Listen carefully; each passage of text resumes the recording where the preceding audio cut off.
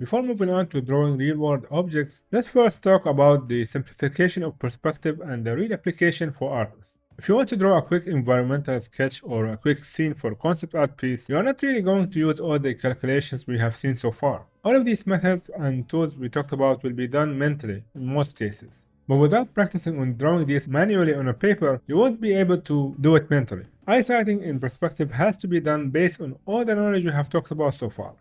We talked about the perspective stars before, or the guidelines for perspective lines around the scene. Freehand drawing will be using the same lines, but without connecting each point of the object back to the vanishing point. Just using these lines, either as a background reference or by memory, while drawing objects in the scene. So for example, if I want to draw this box in one point perspective, I can freehand the lines back to the vanishing point without having to do it either in straight line or all the way to the back. Just guesstimating as close as possible to where the lines would be if I were to connect the lines.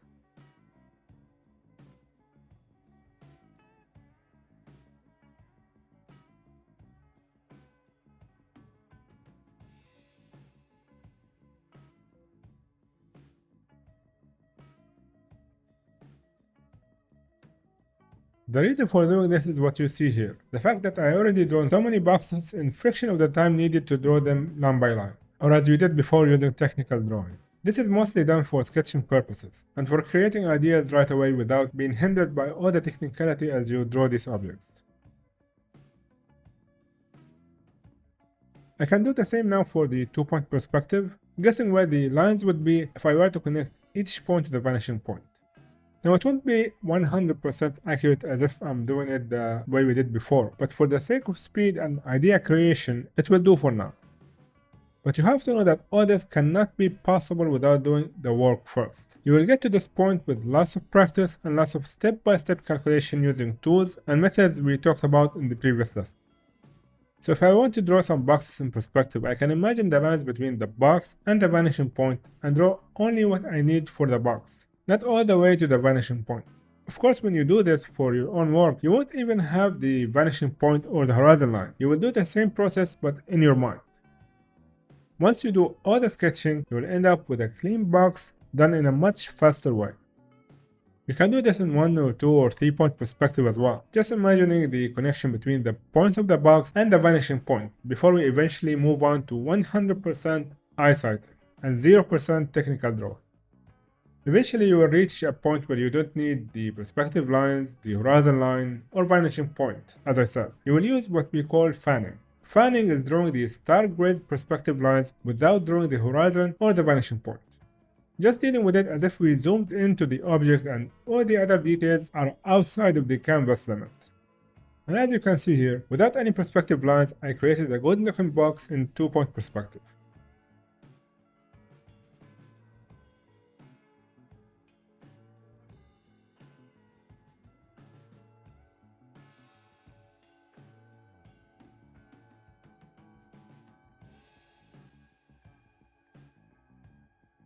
I can then change it to a cylinder, a cone, a pyramid, using the same fanning method.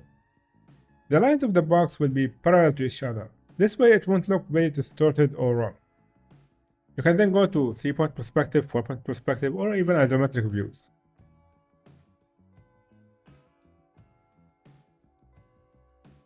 What about more complex objects? Well, let's find out. Let's draw this advanced shape using freehand and eye-sighting only. The reference object is done in isometric perspective, meaning the lines will be 30 degrees angle from both sides. Now we can mimic the same isometric angle or do it in 2-point perspective. So first we start with the general bounding box for the whole object done in 2-point perspective.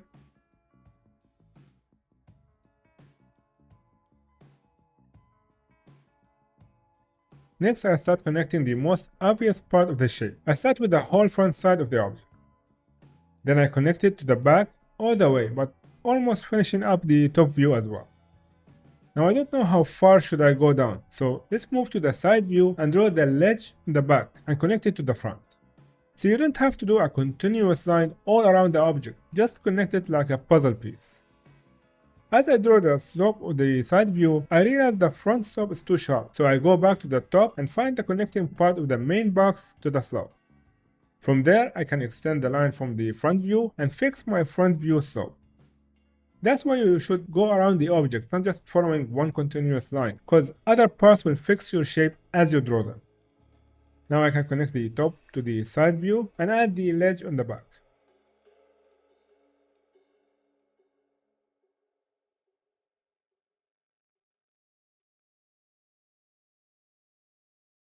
And that's pretty much it. All done with zero technical drawing, just eye-sighting the whole thing. And we converted an isometric view to a two-point perspective at the same time. This is the first time we modify a reference to fit our needs, something we are aiming toward with this mini-series, but more on that later. Now all that's left is adding the line weight and finishing up the object. And this is it. We drew this whole thing with no horizon line, no vanishing points, and no perspective lines. We came a long way since lesson 1, didn't we? And hopefully we will move on with this for the upcoming lessons.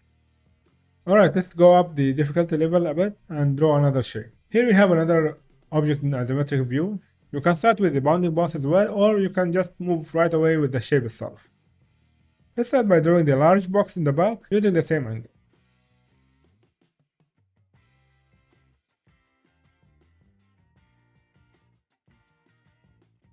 From there we calculate the placement of the L shape in the front, always keeping the lines parallel to each other.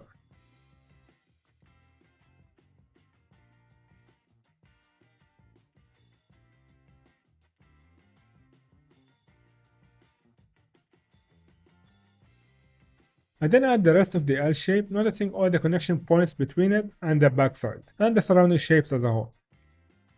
If the shape looked wrong or the angle seems a bit narrow or the lines are not parallel enough, don't be afraid to delete what you drew and correct it back to fit the overall shape.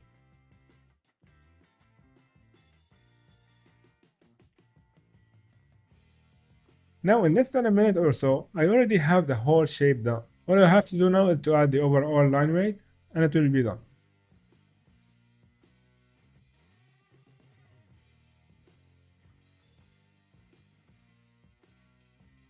Took way less time to finish than if we did it using technical drawing, with almost the same results. Let's do another one, same perspective with different shapes. I start the same way with the largest area first and trying to get the angle as correct as possible. Once I have the main shape, I start sculpting out any details I see in the original reference. I use the transformation tool to fix the overall angle a little bit. Now I have the top face, I can start extruding things straight down and finish up the platform in the bottom. You will feel when things are wrong or over-exaggerated right away, just by looking back at the reference, and you can then correct your work accordingly. You should have an eye for perspective lines by now. You will sense if things are off, just by looking at it. If you don't, try to get up and walk around for a bit. And come back to your drawing, because a change of view will let you see your drawing in a whole different light. Again, in few seconds, I have the whole shape done. Let's add the final outline now.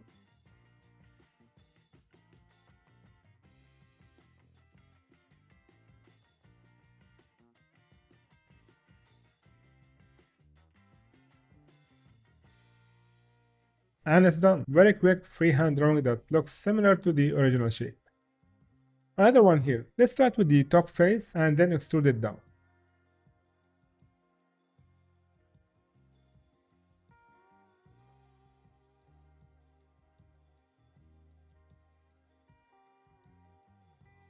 The most important thing here is to divide the shape mentally as you work. For example, we have like 2 units in between the 1 unit leg on each side. So I can divide it mentally and draw it accordingly. From there I can extrude it down and finish that part right away.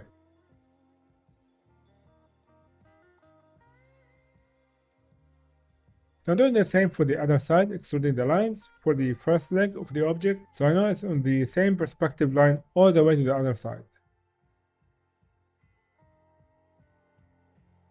I can clean the lines afterward and keep the lines I need.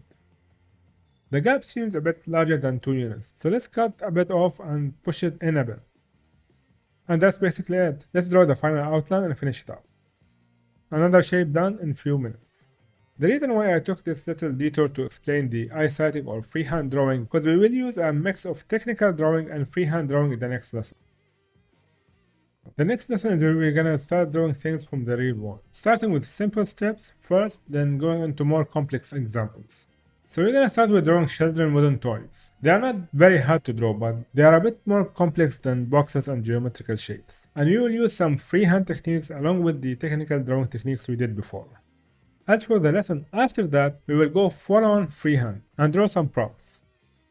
This way we can see how fast and how accurate we can get with or without technical drawing or freehand drawing. So let's dive in and enjoy drawing all the toys in the next lesson. As always, if you like this lesson, feel free to leave a like. If you have any questions, leave them down in the comment section and I will do my best to answer them as soon as possible. To stay notified for future lessons, don't forget to subscribe and hit that notification button. Thank you all for watching and I will see you in the next lesson.